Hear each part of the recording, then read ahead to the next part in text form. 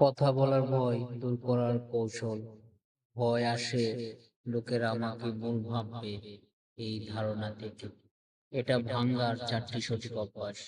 মনোযোগ নিজের উপর নয়, সামনের মানুষের উপর দাও। তুমি কি বলবে এটা চিন্তা বাদ দাও।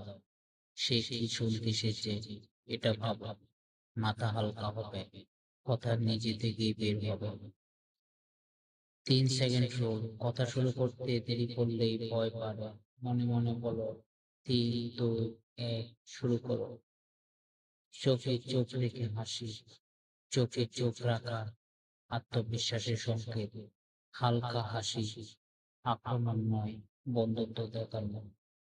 নিজের গল্প প্রথমে, তথ্য নয়, অনুভূতি দিয়ে শুরু করো।